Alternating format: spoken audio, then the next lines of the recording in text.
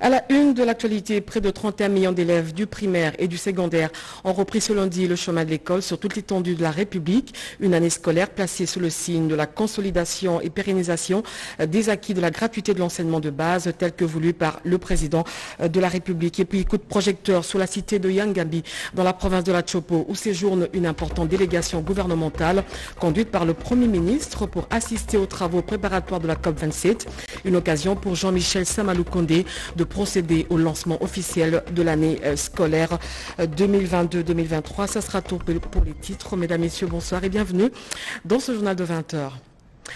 Je l'ai dit, en séjour de travail dans la ville de Kisangani, le Premier ministre a procédé au lancement officiel de la rentrée scolaire 2022-2023 sur toute l'étendue de la République.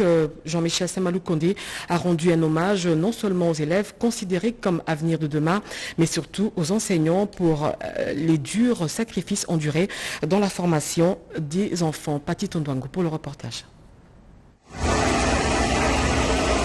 Vous êtes ce qui est le plus cher à la République, car vous constituez notre avenir.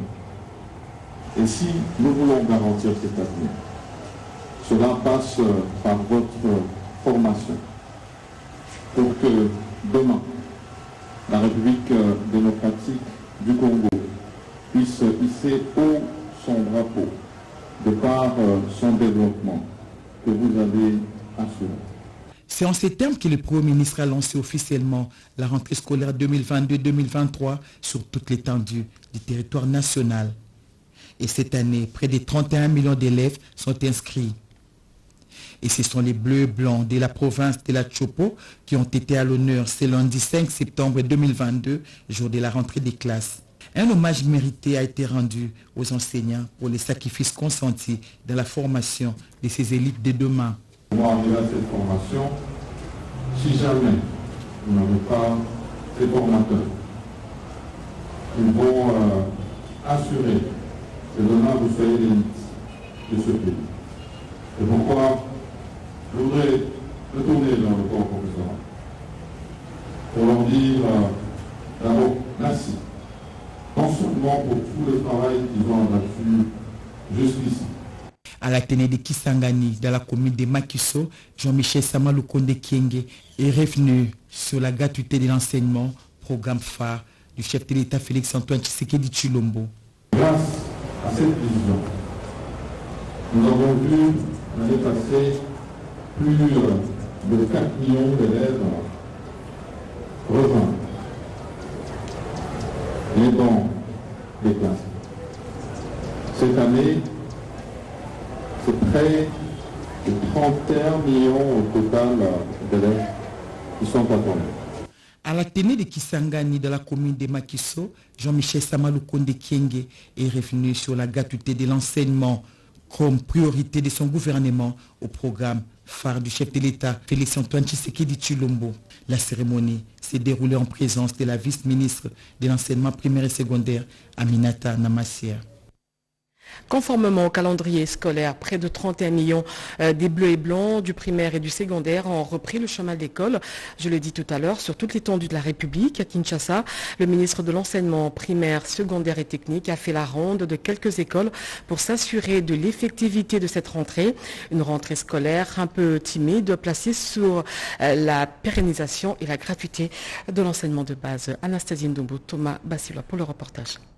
Aux années précédentes, l'année scolaire 2022-2023 se veut une rentrée apaisée sur tous les territoires nationaux. Et pour preuve, il n'y a pas de mouvement de grève. La plupart des organisations syndicales, pas toutes, se sont réjouies des efforts que conjugue le gouvernement. Les élèves ont repris le chemin de l'école et dans certaines écoles, les inscriptions se poursuivent. Le ministre de l'enseignement primaire, secondaire et technique, Tony Mwabakazadi, rappelle aux gestionnaires des écoles à lutter contre les antivaleurs et dicter lors de réunions organisées à la veille de cette rentrée scolaire. J'ai fixé 18 balises qui devront constituer notre boussole dans la marche vers des lendemains prometteurs d'une jeunesse de mieux en mieux formée.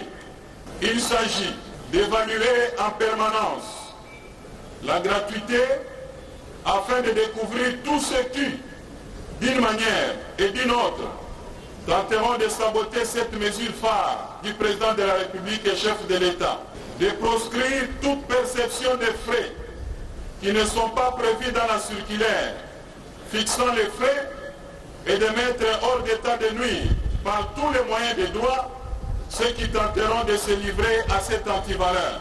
La vente des uniformes, les monnayages des inscriptions, la quarantaine des élèves et les acomptes, parfois certains chefs d'établissement scolaires foulent au pied des instructions de la hiérarchie. Pour ce premier jour de classe, Tony Mwaba, accompagné du ministre provincial de la ville-province Kinshasa de l'éducation, a assisté aux différentes leçons données, une façon d'encourager les élèves et les enseignants aux engagements pris pour une rentrée scolaire effective, sanctionnée par la signature du livre d'or. Et puis la vice-ministre de la Défense nationale a voulu aussi s'assurer de l'effectivité de la rentrée scolaire chez les enfants militaires. Séraphine Kiloubou s'est rendue dans différents camps militaires où quelques écoles ont été réhabilitées. Un reportage de Jojo Ndimbu rendu par Diane Balaka. À l'occasion de la rentrée scolaire 2022-2023, la vice-ministre de la Défense nationale et ancien combattant, Séraphine Kiloubou Koutouna, a effectué une ronde dans les différentes écoles de camps militaires situées à Kinshasa pour s'assurer de l'effectivité de la rentrée scolaire en milieu des hommes en uniforme. Nous voulons remercier le chef de l'État, le président de la République et commandant suprême de l'armée congolaise, le premier ministre. Nous vous remercions pour tout ce que vous faites pour les enfants des militaires. Les militaires sont au front. Nous sommes ici, nous tous que nous sommes là avec leurs enfants. Donc qu'ils soient apaisés, nous sommes en train de travailler, chacun ce qui lui concerne par rapport à ses tâches. Il n'y a rien qui soit en paix là où ils sont, qui se battent pour la nation et nous sommes ici pour nous occuper de leur famille.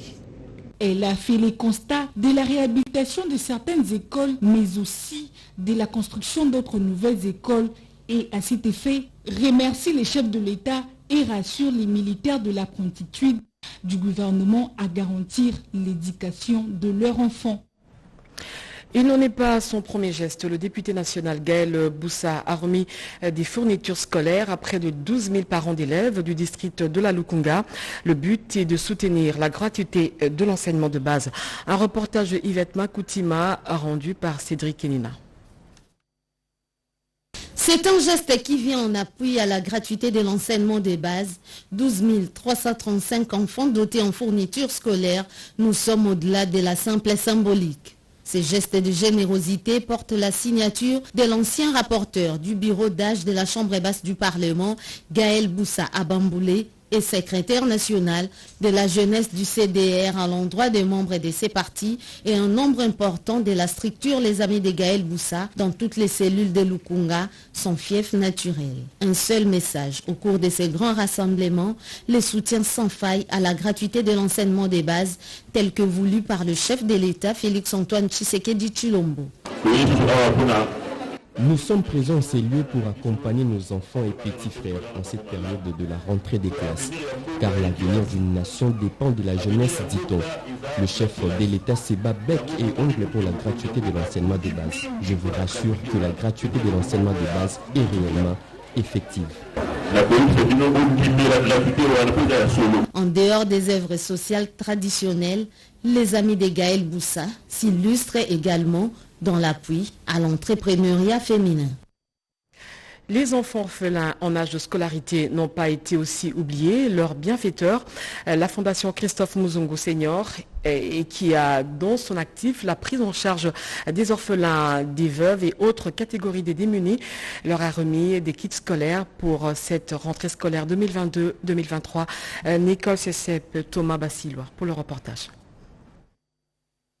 Les hommes de bonne volonté et autres structures volent au secours des orphelins et autres catégories d'enfants démunis pour qu'ils puissent étudier dans de bonnes conditions. C'est le cas de la Fondation Christophe Muzungu que dirige Madame Émilie Ngoy Muzungu, qui a remis des kits scolaires aux enfants orphelins qui étudient dans quelques écoles de la capitale. Ces gestes qui tombent à point nommé a eu lieu en présence de Maître Christophe Muzungu, ambassadeur de la République démocratique du Congo en République du Congo. Ces enfants orphelins peuvent bien reprendre les chemins de l'école avec ces kits scolaires composés essentiellement de sacs, cahiers, lattes, stylos et autres fournitures scolaires. Un motif de fierté pour les bénéficiaires qui ont eu des mots justes à l'égard de la Fondation Christophe Muzungu. Déterminée à promouvoir le bien-être de la population congolaise, la Fondation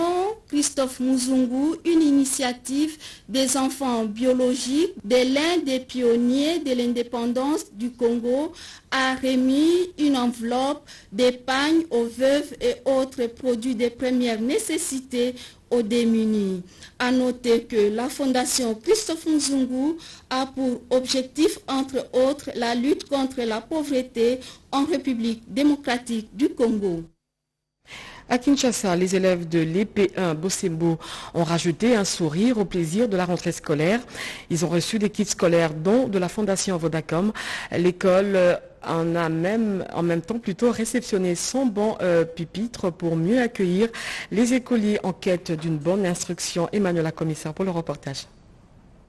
Rentrée de classe, une opportunité de plus pour la Fondation Vodacom de réitérer son soutien inconditionnel à l'éducation de plus jeunes. Ce lundi, c'est les EP1 Bosembo qui a bénéficié d'une assistance en bancs pupitres et kits scolaires pour les écoliers. Une assistance qui a réjoui les responsables de cet établissement. Notre école est dans un état avancé de délabrement. Depuis qu'on avait changé, retouché depuis 1985.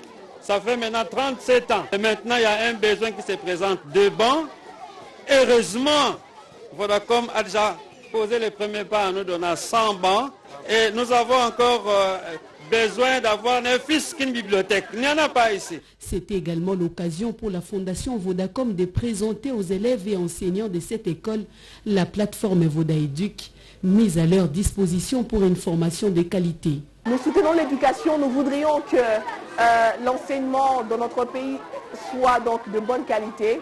Et c'est pourquoi nous investissons autant. Et c'est pourquoi nous mettons aussi notre technologie pour qu'en fait la qualité de l'éducation soit la meilleure. Et nous sommes venus les visiter, nous sommes venus leur présenter notre plateforme Vodaéduc qui va permettre en fait à ces enfants d'avoir un niveau assez élevé. Partenaire privilégié de l'éducation nationale, la Fondation Vodacom demeure disponible à mettre à contribution sa technologie pour un avenir meilleur de la jeunesse du pays. Les relations diplomatiques entre la Belgique et la République démocratique du Congo sont au beau fixe. Pour ce faire, une forte délégation des parlementaires belges a été reçue par le premier vice-président de la Chambre haute du Parlement. Les deux parties ont pris l'engagement de travailler en synergie. Un reportage d'Anim Balaka. De relations entre la RDC et la Belgique.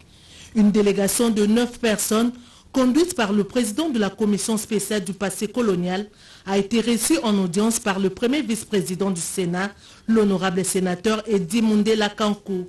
Bien qu'émaillé par un passé douloureux, aux conséquences fâcheuses, l'heure est à la restauration de relations entre les deux pays, la RDC et la Belgique, qui passe notamment par la réconciliation et la réparation. On est venu ici de la Belgique afin de discuter le passé colonial et d'avoir un dialogue ouvert avec vous, les Congolais, quand même les premiers concernés. C'est un débat qui vit en Belgique. On a une responsabilité morale vis-à-vis de votre pays. Et donc l'objectif de notre mission, c'est de voir ensemble comment est-ce qu'on peut reconnaître ce passé colonial, comment est-ce qu'on peut construire une nouvelle relation entre nos deux pays. Du côté de la Chambre haute du Parlement, l'honorable Edimounde a fait savoir à ses hôtes l'appropriation de cette question du passé colonial par le législateur qui va être traitée en toute urgence. Une séance qui a connu également la participation du deuxième vice-président du Sénat, l'honorable Sangouma, et celle de l'ambassadeur de la Belgique. Une autre audience est celle de la chargée des questions politiques à l'ambassade d'Allemagne en RDC, aussi à l'ambassadeur du Kenya en République démocratique du Congo. Tous ces échanges ont tourné autour des élections en République démocratique du Congo. Edi Mundela a rassuré de la ferme volonté du chef de l'État, Félix Antoine Tshisekedi Tshilombo, d'organiser les élections dans les délais constitutionnels. L'RDC va bientôt se doter d'un cadre juridique en matière de météorologie et hydrologie. Les experts de la Mételsat et autres services connexes ont entamé les travaux d'élaboration et de validation de ce projet de loi. Oscar Mbalbouyal pour le reportage. L'Agence nationale de météorologie télédétection par satellite, Mételsat, se met au pas face aux pratiques normalisées et recommandations des conventions internationales sur l'adaptation au changement climatique. C'est dans cette optique que le ministre des Transports, Voies des Communications et Désenclavement, Chérubin Okende, a ouvert cet atelier national d'élaboration et validation de l'avant-projet de loi portant organisation des services de météorologie et de l'hydrologie opérationnelle en RDC. Notre administration météorologique doit avoir un cadre juridique qui permette une coordination harmonieuse des activités climatologiques et météorologiques dans notre pays afin de recouvrer, entre autres, les coûts dus notamment à l'assistance météorologique au transport multimodal.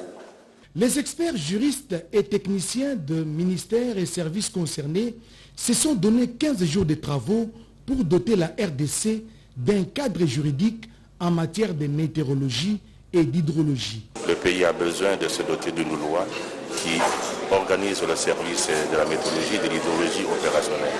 C'est dans ce cadre-là que le gouvernement a bénéficié de l'appui financier de la Banque mondiale et qui a permis à ce que nous puissions élaborer un avant-projet de loi dans ce secteur. C'est pour réfléchir et valider le projet de loi sur la météorologie.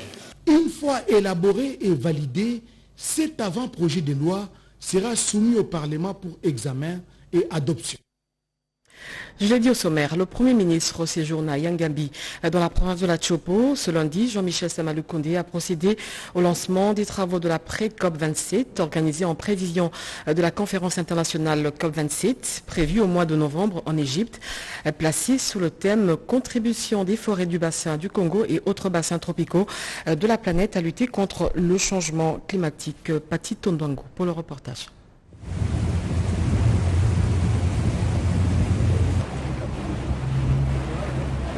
L'épithète de la République démocratique du Congo comme pays solution contre les réchauffements climatiques se confirme davantage. Les travaux en prévision de la 27e conférence internationale sur les changements climatiques ont ouvert les rideaux. C'est lundi 5 septembre 2022 à la cité de Yangambi, dans le territoire d'Issangi, dans la province de la Tchopo. Le Premier ministre Jean-Michel Samaloukonde Kyenge a lancé ces forums internationaux et scientifiques sur les forêts du bassin du Congo et d'autres bassins tropicaux dans la perspective d'assurer la promotion de l'économie verte, résiliente et à faible émission de carbone. Une façon de lutter contre les changements climatiques. Je fonde l'espoir qu'au sortir de ce forum international, des options pratiques, politiques et scientifiques innovantes seront proposées en vue de renforcer la conservation et la sauvegarde de ces écosystèmes dans le but de garantir le développement socio-économique vert des populations du bassin du Congo, qui en tant que premier gardien de ses forêts et de sa biodiversité doivent en être les premiers bénéficiaires. Selon les chefs du gouvernement, plusieurs scientifiques nationaux et internationaux vont ainsi réfléchir sur les modes de gestion rationnelle et durable d'importantes ressources naturelles de la République démocratique du Congo, du reste des pays solutions contre ces nouveaux phénomènes naturels.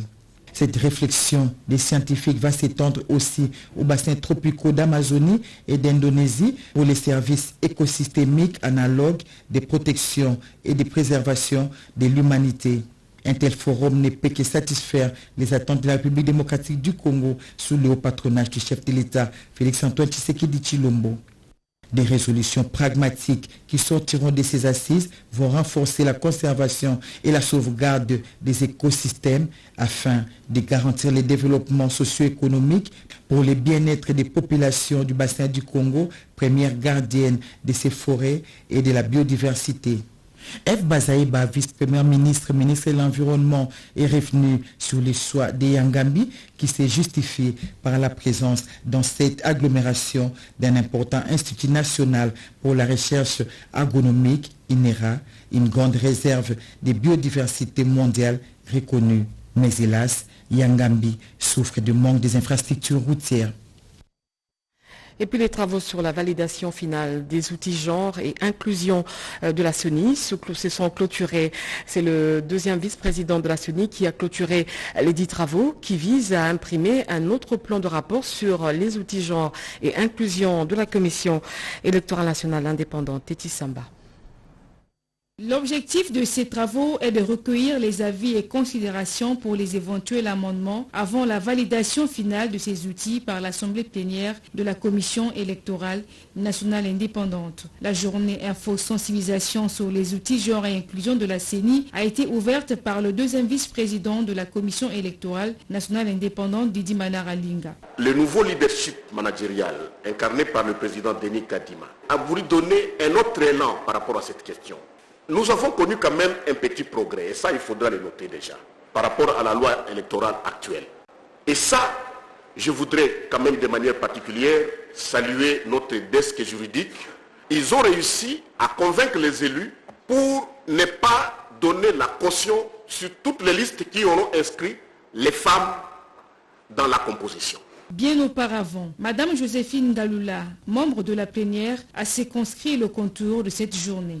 La journée info-sensibilisation sur les outils genre et inclusion de la CENI s'articule autour des échanges sur les contenus des outils liés à la politique et à la stratégie genre et inclusion, ainsi que leur plan de mise en œuvre au sein de la centrale et ailleurs.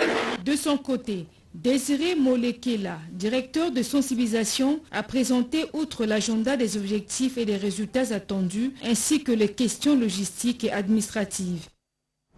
Le directeur général de l'Office de gestion du fret maritime a réuni les mandataires spéciaux de l'Office pour évaluer leur action dans le suivi des marchandises qui entrent et qui sortent de la RDC. Le mouvement du fret en RDC doit être sécurisé selon son directeur Edith Chala pour le reportage. Pendant 3 jours, tous les mandataires externes devront analyser avec l'Office de gestion du fret multimodal les clauses des contrats qui les lient. Pour répondre à l'appel du président de la République, Félix Antoine Tshisekedi, de voir chacun dans son domaine œuvrer pour le développement de la République, Philippe Kiyumpu Kinyoso, directeur général par intérim de l'OGFM, veut par cette évaluation remettre à la gestion de l'Office dans la bonne direction. Les participants à ces travaux, les représentants à l'étranger comme en province compris, vont passer au peigne fin les clauses des mandats spéciaux dans le suivi des frais entrant ou sortant du pays. Ils doivent disposer des éléments de certification des fiches électroniques de renseignement à l'exportation et à l'importation afin d'être efficaces sur le terrain. C'est dans ce contexte d'expédition d'affaires courantes que se tient la présente évaluation. C'est donc un sentiment de fraternité. Une session d'évaluation du deuxième semestre 2021 avait été conduite et des recommandations pertinentes avaient été formulées en vue de vous permettre d'améliorer la saisie des informations sur la féerie et d'effectuer une collecte réglementaire des documents requis à y annexer. L'appui de l'OGFM à travers ces instruments de traçabilité pour la maximation et la sécurisation des revenus du trésor public. L'Office de gestion du fret multimodal veut désormais renforcer le contrôle du travail fourni par ses mandataires en y introduisant des critères d'évaluation crédibles et efficaces. La ministre d'État en charge du portefeuille séjourne dans la province du Lualaba. Adel Kainda a doté le village Moachisende d'une grande église, motif de satisfaction de ses compatriotes qui lui ont promis un soutien spirituel et des prières intenses pour la restauration de la paix sur toute l'étendue de la République. Nos envoyés spéciaux Angèle Mabiala et Nitumba sont sur place. Voici à quoi ressemblait jadis l'église méthodiste du village Moachisenge créée en 1922. Il a fallu attendre 100 ans pour qu'une volonté manifeste d'une ressortissante de cette partie du pays mette en œuvre sa foi chrétienne en dotant son village natal d'une église moderne. Imaginez la joie de ses frères et sœurs du terroir. Après que l'initiatrice de ce projet, qui va certainement bénéficier de génération en génération, ait remis les clés de l'église entre les mains du pasteur responsable, les chrétiennes et chrétiennes ont dédié cette œuvre entre les mains de Dieu et ont prié pour que les mains de la princesse Adel Kainda Maïna ne soient jamais sèches afin qu'elle ne manque de rien.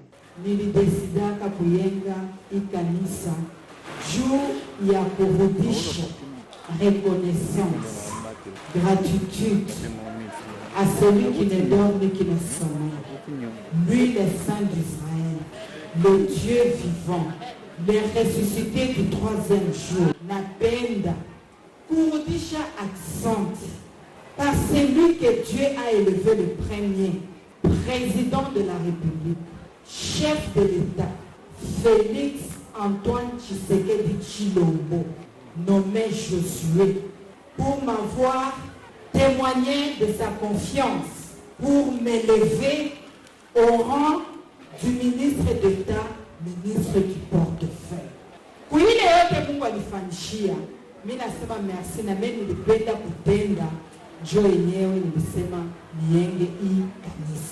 Ils ont décidé de baptiser la paroisse Jourdain Moachisenge des mémorials Adel Kainda. Les causes sont diverses. C'est à cause de cet amour qu'il a pour ce peuple qu'il a décidé de bâtir ce temple. Ces œuvres-là qui sont enregistrées parleront en votre faveur. Les adeptes de ces mémorials ont offert de cadeaux à leur bienfaitrice. Et nous vous souhaitons un bon séjour, Angèle Mabiala, dans la province du Lualaba. Enfin, pour terminer, la durée du mandat des présidents des fédérations maintenue à 4 ans, une fois renouvelable, une décision qui pourra être en vigueur dès la promulgation par le chef de l'État de la nouvelle loi sportive. C'est le ministre des Sports et Loisirs qui a clôturé les travaux des États généraux sportifs qui se sont tenus dans la province du Congo central. Regarde. Généraux tenus à Kisantu dans la province du Congo central, le ministre des Sports, Serge Konde Chembo, a invité les athlètes, les dirigeants, les supporters et les entraîneurs au changement de mentalité dans la gestion de leur activité. Pour ma part, je ne ménagerai dès à présent aucun effort pour traduire dans le fait de tout ce qui a été décidé à ce forum. Il va sans dire que j'œuvrerai dans le sens où toutes les résolutions de portée réglementaire fassent l'objet des arrêtés, des décrets, pourquoi pas des ordonnances aussi. Quant à celle du domaine de la loi, des projets de loi seront élaborés par mes soins à l'attention du Parlement afin d'être coulés en loi. À nos partenaires du mouvement sportif, je répète, l'exhortation leur est faite de se mettre au diapason du changement dans la conduite de leurs affaires sportives. En effet, quelle que soit la bonne réglementation, rien ne peut bouger s'il n'y a pas une révolution mentale dans le chef de tous les opérateurs sportifs, en commençant par les athlètes jusqu'aux dirigeants sportifs, passant bien entendu par les supporters. Au nom de son Excellence, Monsieur le Président de la République, chef de l'État, ainsi qu'à mon nom propre, je déclare clos les travaux des États généraux de la Loge 2022. Je vous remercie. La volonté politique...